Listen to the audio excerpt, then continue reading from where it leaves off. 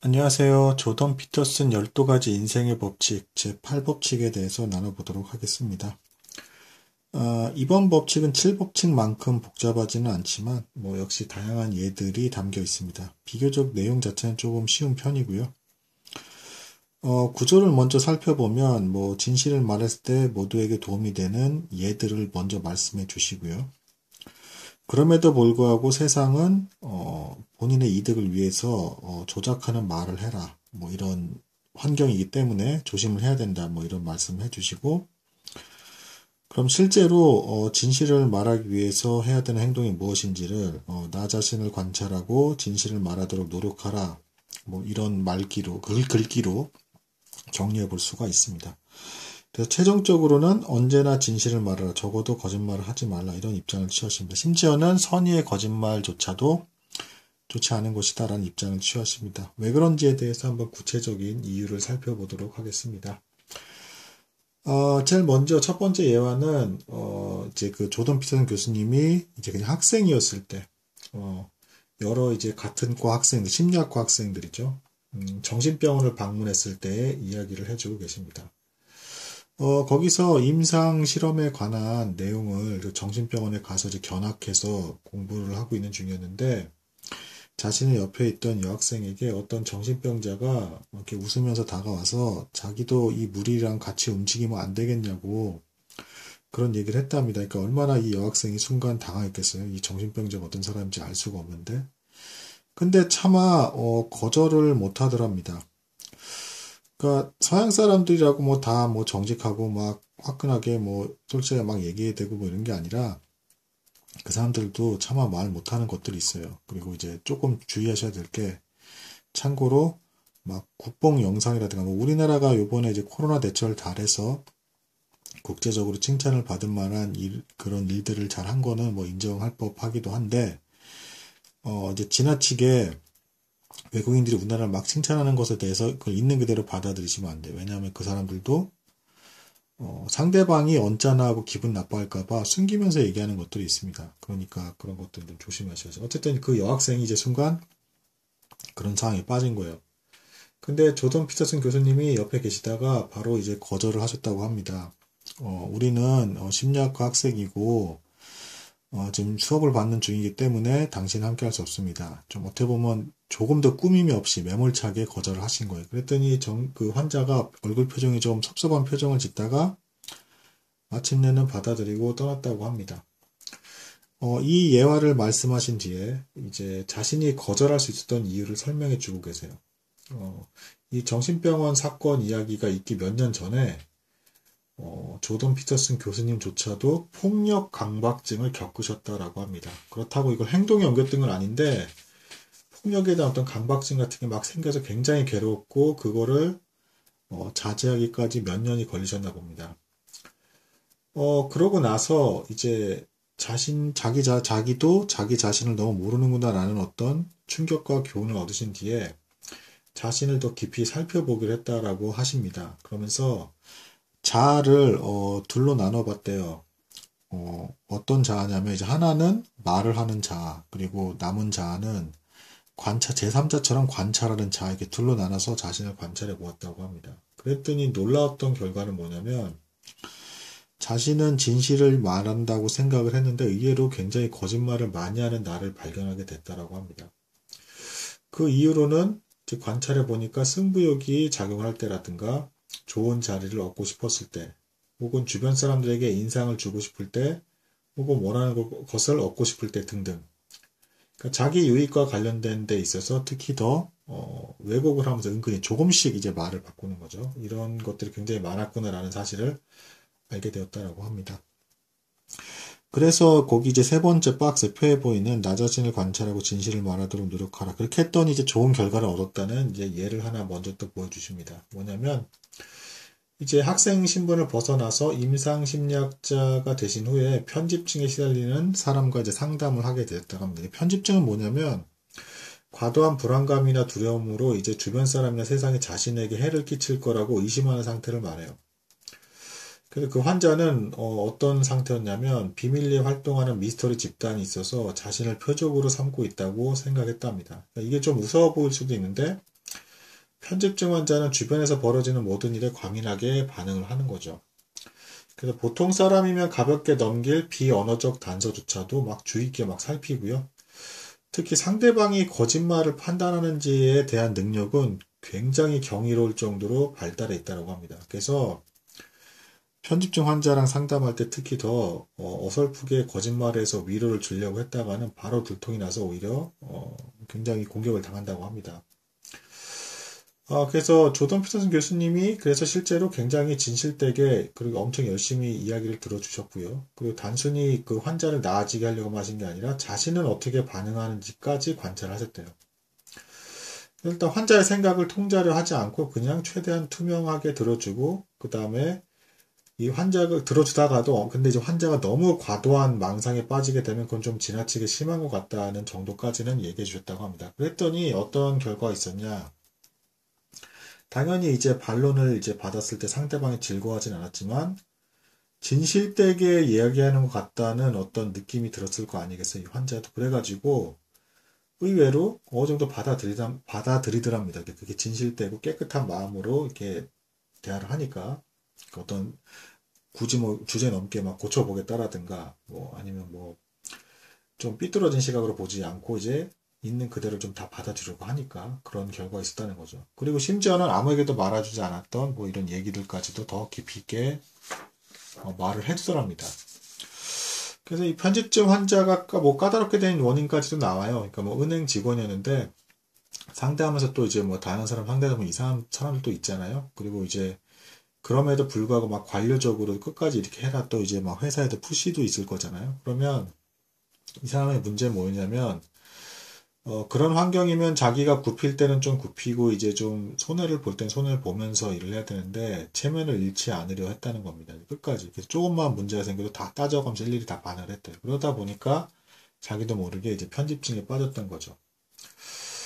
아무튼 뭐 참고로 이제 주의점을 주시는데 그 편집증인 사람에게 거짓말을 했다가는 이제 계속해서 괴롭힘을 받고 이제 끊임없는 저주의 말을 각오해야 된다고 합니다. 그러니까 진실만 말하려고 애를 써야 된다고 합니다. 그리고 뭐 또 다른 예를 하나 더 사실은 이제 들어주고 계세요. 뭐냐면 이거는 조던 피터슨 부부가 작은 아파트에서 새를 얻어 살고 있을 때였는데 집주인이 동네 폭주족 대장이었답니다. 자신들 집에 바로 옆집에 살고 있었고요. 그 여자친구가 가끔 나타났는데 자해한 것으로 보이는 상처가 끊이지 않았답니다. 그래서 그런 상처를 보자마자 이제 뭐 심리학 교수시니까 경계성 성격 장애인 걸 금방 아셨대요. 그러니까 경계성 성격 장애는 뭐냐면 이제 비교적 가벼운 정신질환증과 심각한 정신질환증 사이에 있는 거예요. 심각한 단계를 넘어가기 전인 거죠.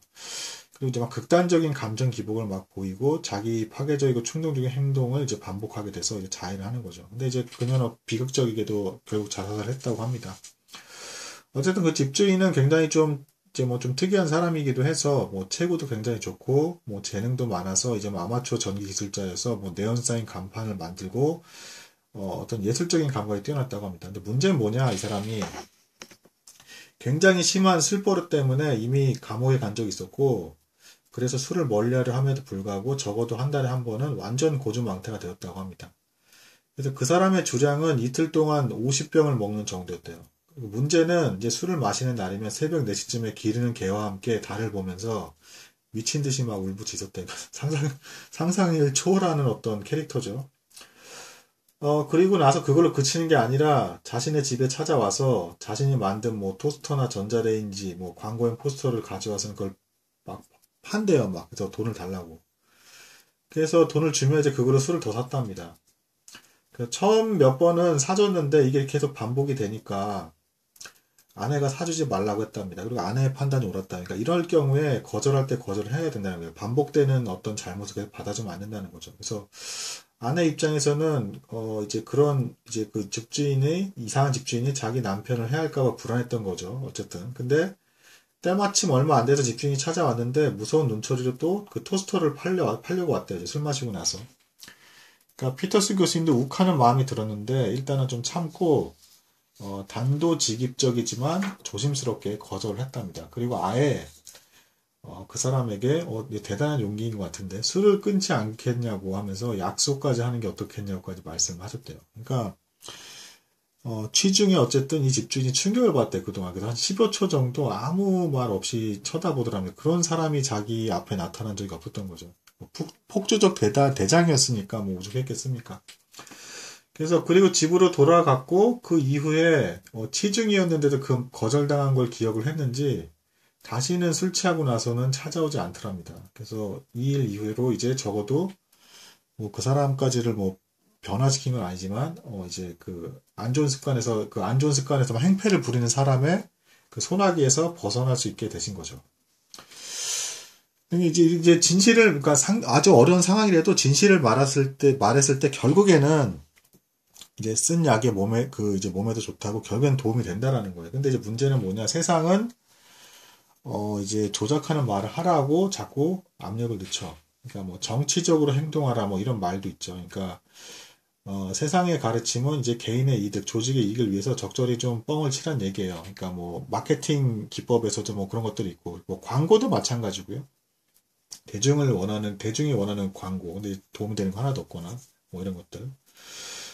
그리고 이제 뭐, 피터슨 교수님이시니까, 레포트를 조작하는 대학생들 뭐 뻔히 다 보인다고 합니다. 그러니까 이거는 이제 책엔 안 나있지만, 이번 동영상 이제 수업 보면, 자신이 듣기 좋아하는 아부성 레포트 낸 학생은 바로 F랍니다. 그러니까, 자기가 정말 진실되게, 그러니까, 피터슨 교수님의 주장과 완전 다른 내용이라 하더라도 정말로 제대로 자기 소신을 쓴 사람은 A를 준대요, 자기는. 그래서 여기 참고로 이 책이 또 안 나와 있는데 그게 왜 그렇게 중요하냐면, 그 심리학적으로 자기 심리를 그대로 말하는 것보다 더 그 깊은 충격을 주는 게 이제 글을 쓰는 거래요. 뭐냐면, 자기가 쓰고 싶은 걸 안 쓰고 거짓말을 쓰면 이게 각인 효과가 굉장히 큰가 봐요. 그래서 우리는 잘 모르는데 무의식 중에 이 양심이, 그 거짓말을 했다라는 거에 대한 고통을 받게 돼서 그 거짓말로 쓴 레포트가 진짜다라고 어느 순간인가 받아들이게 되고 내가 거기에 동조하게 된다라고 합니다. 그러니까 뭐냐, 그러니까 내가 거짓말을 사실로 받아들이게 되는 거죠. 그리고 이게 실제로 그 나치라든가 독일의 나치라든가 그 공산주의자들이 그 사실을 알고 있었기 때문에 공산당들 막 보면 뭐 단체로 막 이렇게 움직이고 막 박수치고 하면서 막 구호 외치고 막 그런 거 시키고 뭐 이제 막 어떤 수기 같은 거 막 작성하게 해서 막 그 사람들 앞에서 막 낭독시키고 막 이런 거. 그러니까 그 하나도 안 좋은데도 일부러 그렇게 압력을 넣어가지고 그런 거 쓰라고 해가지고 뭐 누구 동지가 좋네 어쩌네 막 이런 것도 시작해가지고 막 세뇌 작업하잖아요. 그게 바볼에서가 아니라 실제로 효과가 있어서 그렇게 하는 거라고 합니다. 그러니까 그렇게 계속 시키면 사람이 압력을 넣어서라도 이게 거짓말로 말하게끔 시키면 마침내 그게 진실로 받아들이게 된대. 왜냐하면 그게 계속 양심의 가치를 느끼다 보면 사람이 견딜 수 없기 때문에 살기 위해서 본능적으로 그 거짓말을 진짜다라고 받아들이게 된다라고 합니다. 아무튼 이게 되게 무서운 부분인데, 그래서, 이렇게 그 세상의 유혹대로 진짜 거짓말하는 유혹에 빠져서 그대로 살게 되면, 뒤틀린 욕망에 사로잡히게 돼서 자꾸 정교하게 말을 하는 행동을 하는 게 그냥 나 자신이 돼버린다. 그러니까 거짓말 자기가 돼버리는 거죠. 그러니까 자기는 모르는데 되게 그럴싸하게 조금씩 막 말을 바꾸는 그런 사람이 돼버리는 겁니다. 그래서 이런 행동을 하는 이면의 어떤 원인도 말씀해 주시는데 자신이 옳다는 것을 증명하기 위한 행동, 뭐 유능하게 보이려고 하는 거, 뭐 서열의 상승을 위해서, 뭐 혹은 책임 회피를 위해서, 다른 사람 공을 가로채기 위해서, 승진과 진급, 냉소적 태도의 합리화, 모두에게 호감을 얻기 위해서, 알면서 모른 척하기, 약한 척하기, 성인 군자처럼 말하기, 모든 잘못을 자녀 책임으로 돌리기 등등, 이런 심리가 작용해서 이렇게 이런 행동들이 나온다는데요. 프로이트의 동료였던 심리학자 아들러가 이걸 인생의 거짓말이라고 이름을 붙였습니다. 그러니까 인생의 거짓말은 현실을 조작하려는 시도예요. 그리고 그 근본 원인은 단순히 이득을 취하려는 경우가 많은 거죠. 이기적인 욕망이고 욕심이라는 거예요. 그래서 이걸 따를 경우 영혼이 망가져 간다는 거죠. 그래서 삐뚤어진 자기 주장을 어느새 옳다고 생각하면서 또 어떻게 돼서 주변의 정상적인 사람들을 막 이제 당신들이 잘못됐다고까지 몰아가는 상태가 되는 거죠. 이렇게 되는 두 가지 전제가 있는데 좋은 것들이 계속 좋을 것이라는 생각. 그러니까 좋은 것들이 계속 좋은 게 아니죠. 변하기도 하고 실제로 좋다고 무조건 더 선한 것도 아닌 거고요. 그리고 이제 현실 세계는 그냥 받아들일 수 없을 만큼 힘들기 때문에 적절한 뻥이 필요하다는 겁니다. 근데 그럼에도 불구하고 현실 세상에서 다들 힘들지만 잘 견디면서 살아가고 있어요. 말이 안 된다는 거죠. 그래서 거짓 선동은 굉장히 많은 사람들을 다치게 합니다. 이게 확대가 돼서 거짓 선동을 막 하기 시작하면, 그래서 뭐 자신만의 유토피아를 정해놓고 뭐 가능하다 하면서 삶을 왜곡하면서 다른 사람들까지 망가뜨리는 거죠. 뭐 그래서 또 다른 이제 예를 알려주고 계세요. 뭐 진보주의자였던 어느 대학생이 시대의 유행을 따라서 뭐 권위주의를 막 혐오했다고 합니다. 그래서 상상 속의 풍차를 무너뜨리겠다는 게, 근데 이 표현도 좀 사실 어려운 표현이에요. 이 상상 속의 풍차를 왜 합칠 풍차가 뭐냐면 이제 돈키호테 비유하신 거예요. 그러니까 이제 뭐 아시는 분, 뭐 이게 책에 안 나와 있어요. 그래서 말씀을 드리는 겁니다. 돈키호테가 뭐 허무맹랑하게 이길 수도 없는 풍차를 두고 이게 막 거인이 막 서 있는 걸로 착각해서 막 달려들잖아요. 그런 시도였다는 거예요. 그래서 1년으로 20년을 분노 속에서 보냈답니다. 그러니까 그렇게 분노해서 남는 게 뭐가 있겠습니까? 뭐 그리고 또 다른 여성은 19살 때 53살이 되면 은퇴하겠다고 결심하고 그 목표를 이루기까지 30년을 쉬지 않고 열심히 달렸대요. 근데 그 19살 때 50살이 되면 어떨지를 어떻게 알겠어요? 그래서 53살이 지났는데도 여전히 유토피아를 꿈꾸면서 계속 일하면서 언젠가 은퇴하겠지 하고 현실을 부정하면서 산답니다. 처음에는 순수한 마음으로 세운 목표가 시간이 지나면서 음흉한 인생의 거짓말로 변하는 경우가 굉장히 많다고 합니다. 그리고 뭐 대다수가 뭐 은퇴하면 이건 정말 거의 다 이런 생각을 갖고 있죠. 은퇴하면 한가로운 열대해변에 앉아 햇살을 즐기며 마르가리타 칵테일을 마시겠다. 뭐 이렇게 말하는데요. 이런 목표는 계획이 아니라고 말씀하세요. 그러니까 여행을 부추기는 포스터에 불과하다는 거예요. 가짜라는 거예요. 실제로 마르가타 8잔 마시면 다음날 숙취를 고생할 거 뻔하고 3주 정도 지나면 심심해서 괴로울 거라 말씀하십니다. 그리고 1년 정도 이렇게 무직으로 있으면 극심한 무기력증에 빠질 거라고 하세요. 그러니까 이런 목표는 지속 가능한 인생의 목표가 아니라는 겁니다. 근데 광고라든가 혹은 어떤 이념적 지도자들이라든가 기타 등 이런 사람들이 이런 슬로건을 내걸면서 말도 안 되는 실현 가능성도 없는 거를 많은 사람들이 원하고 있는 어떤 본능적인 어떤 그 왜곡된 심리를 이용해서 그렇게 조장한다는 겁니다. 이런 이념적 지도자들이요. 그러니까 이제 뭐 구호를 선택하는데 뭐 정부는 나쁘다, 뭐 얘는 뭐 이민은 나쁘다, 자본주의는 나쁘다 등등. 근데 이렇게 확언을 해서 단순하게 말하는 게 듣기는 좋을지 모르겠는데 심플할수록 이해하기가 쉬우니까 문제는 뭐냐면 세상과 삶이 훨씬 복잡해서 이런 간단한 구호로 모든 게 가능하다 말할 수가 없다라는 거예요.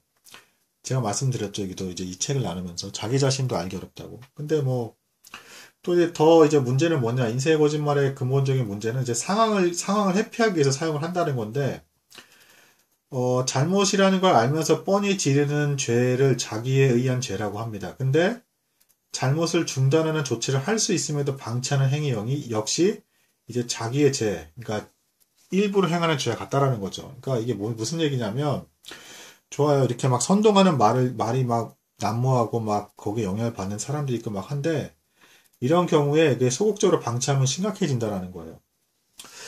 그러니까 이게 뭐 이런 거예요. 회사에서도 뭐 이런 거랍니다. 이제 권력 의지가 높은 CEO가 이제 회사에 등장하게 되면 어떤 현상이 발생을 하냐. 자꾸 이제 규칙을 막 늘린대요, 일단. 그럼 이제 처음에 사람들이 좀, 귀찮아하고 막 하면서도, 이제 막 온 지 얼마 안 됐으니까, 뭐 하나보다 하고 차마 이제 뭐라 이제 반론을 제기를 못 하는 거죠. 그러면서 이렇게 따라가다 보면 계속 이 사람이 규칙을 내고 있는데 거기에 그냥 순응해서 적응해 버린대요. 그리고 나중에는 어느 순간인가 분위기가, 이거 아닌 거 아닌가요? 이렇게 말할 수 있는 분위기가 안 돼 버리는.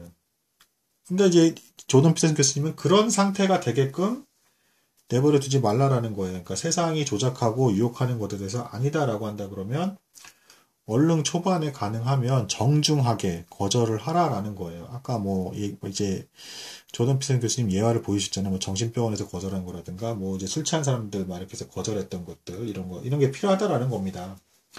그리고 이렇게 구태의연하고 부패가는 조직 안에서 어떤 새로운 어떤 자신을 드러낸다는 것은 일종의 새로운 시도를 하는 것이고 큰 모험이기 때문에 어떤 의미에서는 뭐 스트레스도 굉장히 받을 수 있겠지만 본인이 견딜 수 있다는 범위라고 한다 그러면 이제 어떤 중추신경계에서 새로운 유전자들이 활성화된다라고 합니다. 이 새로운 환경에 놓이는 어떤 효과가 있기 때문에. 그래서 새 유전자들은 새로운 단백질의 유전 암호와 연결되고 이 단백질의 구성 단위가 되어 뇌의 새로운 구조를 형성한다라고 합니다. 그러니까 새로운 시도, 그리고 스트레스를 받게 된 어떤 그런 상황 자체가 뭐 무조건 나쁘다고 할 수는 없다라는 거예요.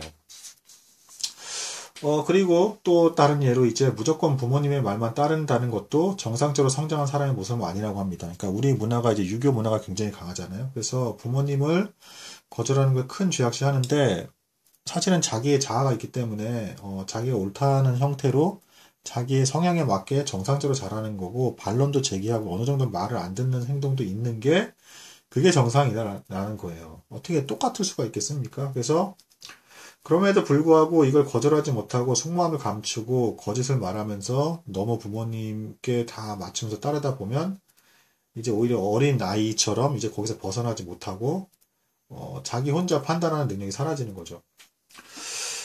그래서 이 말에 대해서 오해하지 말아야 될 게 비전을 세우지 말고 방향성을 잃어버리라 말하는 게 아니라 이제 뭐예요? 의도적으로 해야 할 것들, 그러니까 무시하고 거짓말하며 교묘하게 자기 합리화를 이루는 것을 피하라는 겁니다. 그러니까 내 내면, 내 안에서 그렇게 합리화를 이루면서 거짓을 내가 말하고 그게 진짜라고 하는 것도 피하고 밖에서 그렇게 말하고 선동하는 것에 대해서도 속지 말라라는 겁니다.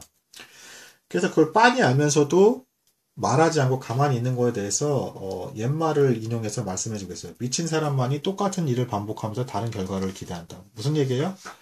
그러니까 당연히 말해야 될 때 말하고 이제 아니라고 하고 거절을 해야 될 때 거절을 안 하면서 세상이 바뀌길 바라고 가만히 있는 거예요. 그러면 오히려 상대방은 이게 굉장히 안 좋은 점 중에 또 하나가 뭐냐면 상대방은 점점 더 과감하게 자기 뜻대로 계속 하려고 끌고 간답니다. 그러니까 상대방이 거절을 못할 걸 알기 때문에. 그러면서 상대방도 더 망가지는 거죠. 그래서 마음의 혁명이 필요하다라고 말씀하고 계세요. 실수가 있을 때 그 실수를 바로잡기 위해서 희생이 필요하다는 거예요. 상대방에게 쓴소리를 해야 될 땐 해야 되고, 그리고 상대방이 아닌 것에 대해서는 각오를 하고 거절해야 된다는 거예요. 그렇지 않고서는 자기 자신의 영혼이 망가지는 일을 경험할 거라고 말씀해 주고 계세요. 특히 이제 또 경계하는 부류 중에 하나가 어떤 부류냐면 자신을 똑똑하고 합리적이라고 자부하는 사람들인데 이 사람들은 실수나 오류를 무시하고 잘 인정하지 않는다고 합니다. 그리고 자꾸 이제 주변 사람들에게 자기가 옳다라고 하는 거짓말을 자꾸 말하게 되는 것이죠. 그래서 덴마크의 철학자 키에르케고도 이제 실존주의 철학에서 이런 방식을 비본래적인 것으로 이해를 했습니다. 그러니까 틀린 걸 알면서도 자기 목소리로 말하지 않는 사람이다 이렇게 말을 했다는 거죠. 그래서 이제 정말 바람직한 방향은 뭐냐? 내 내면 안에서 본래 목소리가 아직 배울 게 많다는 것을 인정하는 것, 그리고 세상을 탓하지 않는 형태로 다가가는 게 좋다라고 말씀하십니다. 그리고요, 차라리 뭐 이런 것도 이제 말씀해 주셨어요. 만약에 그렇게 바른 얘기를 했는데도 그 조직이 전혀 안 바뀌고 오히려 네가 비정상이야, 미친 사람이야 하면서 막 왕따시키고 막 이러면서 전혀 이제 개혁의 여지가 없고 점점 더 부패하는 형태로 가는 그런 조직 있잖아요. 그럴 바에는 당신의 영혼이 타락할 위험이 있기 때문에 완전 망가질 거기 때문에 다른 일자리를 찾는 게 나을 것이다 라고 이제 말씀하시면서 성경까지 이용하십니다. 사람이 만일 온천을 얻고도 자기 영혼을 잃으면 무엇이 유익하냐. 그러니까 그런 모임이나 조직에 대해서 벗어나라는 거예요. 그리고 또 한 번 이제 알렉산드르 솔제니친을 이제 인용하고 계십니다. 수용소 분도라고 이제 그 소련 수용소에서 있던 사람이라고 말씀을 드렸죠. 이 사람이 소련에 대해서 어떻게 묘사를 했냐면 개개인이 일상적으로 경험을 왜곡하고 국가가 주는 공포 분위기를 외면해서 이데올로기에 집착하는 공산주의 체제의 강압을 간접적으로 옳다라고 이렇게 방관하는 그런 자세였다라고 합니다. 그래서 그 결과로 정부는 마음대로 아주 기만과 부정을 이제 더 말을 하면서 이제 대량 학살을 했다라고 하는 거죠. 그래서 솔제니친이라는 사람은 이게 아니다라는 것을 분명하게 자각을 했고 그거를 침묵하고 있는 게 아니라 폭로를 했더니 이제 그 서양이라든가 여러 이제 많이 지식인층 그리고 이제 결국은 어떻게 됐어요? 지금은 지식인층들 다 이제 공산주의는 옳은 것이 아니다라는 것을 말하게 될 정도로 그 문제점들을 알게 된 것이죠. 이렇게 오픈을 해야 된다는 거예요. 그래야 이게 아니었구나라는 걸 알고 다른 사람들도 살 수가 있다라는 거예요.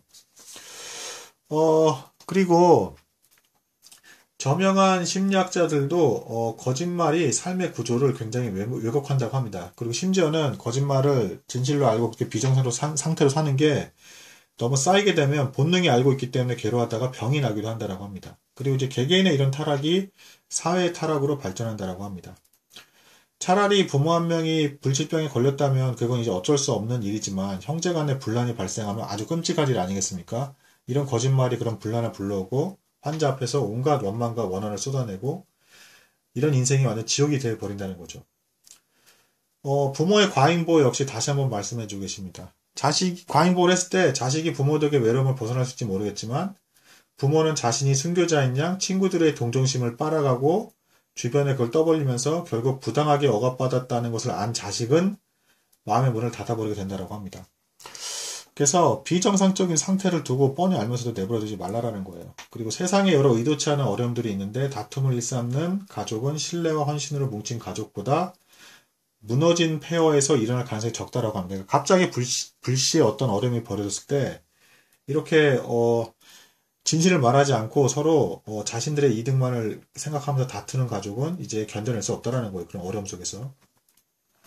어쨌든 각 사람들이 말하는 지상낙원의 새로운 실패는 매번 실패할 거고 그럴 때 정직함으로 삶을 대면하고 할 때 고통을 견딘만한 수준으로 낮출 수 있다고 합니다. 그 정직함이 굉장히 중요하다는 것이죠.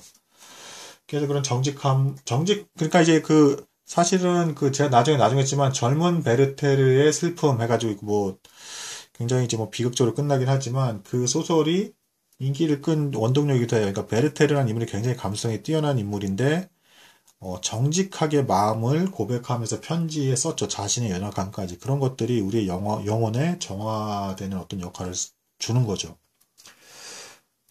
그리고 다시금 또 이제 성경을 통해서 인간의 내면을 또 돌아보세요. 그러니까 뭐냐면 인간의 사악한 마음을 불러일으키는 사탄은 인간의 이성이라고 해석을 하세요. 그러니까 이제 뭐 왜 그렇게 해석을 했느냐? 이성이 추구하는 것이 그 합리성이고 그 합리성으로만 놓고 보면 모든 것이 맞는 것처럼 보이고 그 모든 인간의 다른 감각보다도 가장 뛰어나 보이는데 그 이성은 스스로와의 사랑에 빠져서 교만을 낳는다는 겁니다. 그렇다면 이성적으로 생각하는 게 반드시 필요하고 합리성이 필요한 건데 도대체 그럼 우리를 이런 진실을 말해야 되는 이런 상황에서 구해줄 수 있는 건 뭐냐? 바로 배우겠다는 의지라고 합니다. 진실을 말하려고 할 때에는 항상 배우려고 하는 자세를 가진 사람이 진실을 말할 수 있다라고 합니다. 왜냐하면은 자신도 교만하고 자기 자신을 잘 알 수 없다는 걸 알기 때문에 굉장히 조심스럽게 말을 하겠죠. 배우려고 하는 사람은. 그리고 어디가 틀리고 어디가 가짜인지를 항상 고민하면서 관찰하면서 조심스럽게 말을 하게 되는 것입니다. 그리고 이를 통해서 인간의 변화에 대한 가능성을 갖고 그런 믿음을 갖는 것이 필요하다고 합니다. 그래서 가능한 한 이제 자신을 위해 현재 자를 희생할 수 있다는 믿음을 가지고 살아가면서 정직을 추구하는 것이죠. 근데 이제 전체주의는 개개인이 삶에 대해서 궁극적으로 책임져야 한다는 것을 부정하고, 이제 전체주의는, 이미 발견돼야 될 것은 다 발견되었다. 그래서 완전한 시스템이기 때문에, 이제 문제가 없다 이렇게 주장하지만 실제로 전혀 모든 문제가 사라져 있지 않다는 거예요. 여기서 이제 전체주의를 말씀하시는데, 그 서구 문명에서는 2차 세계대전에 있어서 여튼 그 피해가 굉장히 진하게 이제 자리 잡고 있기 때문에 전체주의를 이렇게 말을 하는데 사실은 굉장히 우리나라 입장에서 본다면 집단적이고 폐쇄주의적인 어떤 조직이나 모임들을 말할 수가 있겠습니다. 공산주의 비도 마찬가지고요. 그래서 자신들이 자꾸 문제가 많음에도 불구하고 우리 모임은 아무 문제가 없다 자꾸 이렇게 얘기할수록 가짜를 만들어 나가게 되고 그런 모순으로 인해서 개개인에게 고통을 주고 고통받는 개개인들이 하나씩 상처를 받고 떠날 거라는 거예요.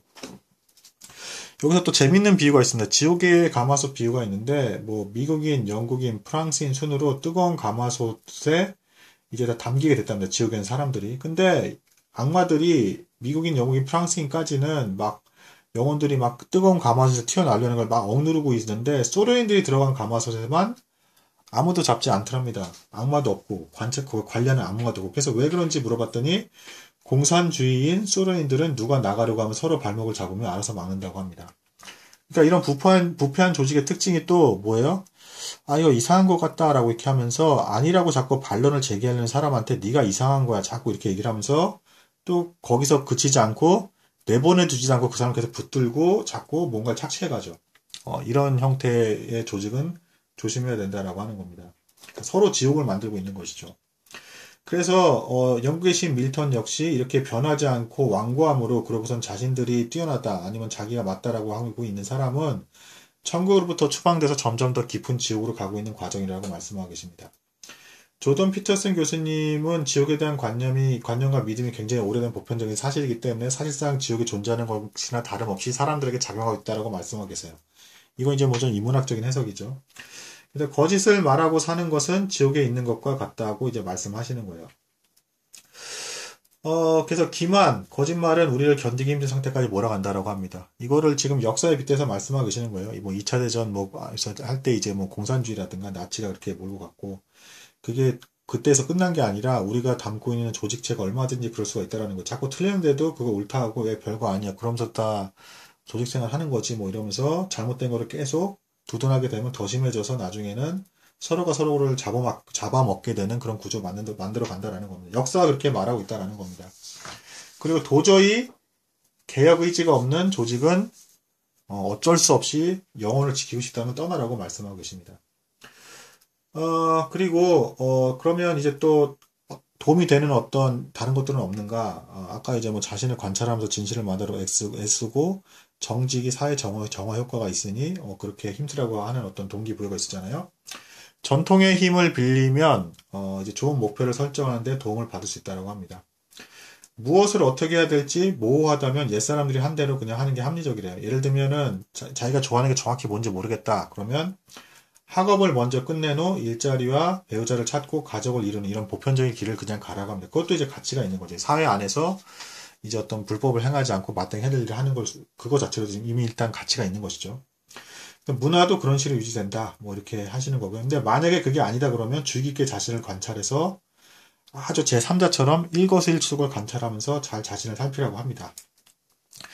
여기서 이제 고대 이집트 신화 얘기가 나옵니다. 거기서도 이제 오시리스라는 신을 그 이집트인들이 섬기는데 오시리스가 교활한 동생 세텍의 왕권을 뺏겨서 지하로 추방당한대요. 몸은 사지로 다 분할이 돼서 이제 세계 곳곳에 이제 다 흩어뿌림을 당하고요. 근데 아무리 좋은 전통이라도 이게 시간이 지나면 조직이 경직되고 의도적으로 이제 무너지게 된다라는 거, 그 의도적 회피에 빠지게 된다는 교훈을 담고 있다고 합니다. 그래서 오시리스는 자신이 쫓겨나기 전에 동생의 진짜 성격을 파악할 기회가 많았음에도 외면을 해서 마침내 동생에게 버림을 받았다는 거예요. 반면에 이집트인들은 호루스도 숭배를 했는데 호루스는 만물을 꿰뚫어보는 주의력의 신이라고 합니다. 그래서 주의력은 합리성과는 다른데 그러니까 뭐예요? 합리성은 자기가 교만하게 이렇게 논리적으로 했으니까 틀린 게 없다 이렇게 주장하는 거고 주의력은 뭐예요? 내가 언제 어떻게 잘못될지 모르니까 조심해야겠다는 그런 겸손한 자세죠.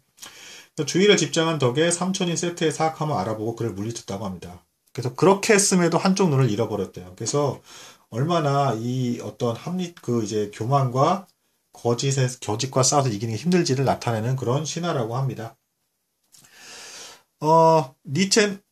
니체는 또 이런 말을 남겼다고 해요. 인간의 가치는 그가 진실을 얼마나 용인할 수 있는지에 따라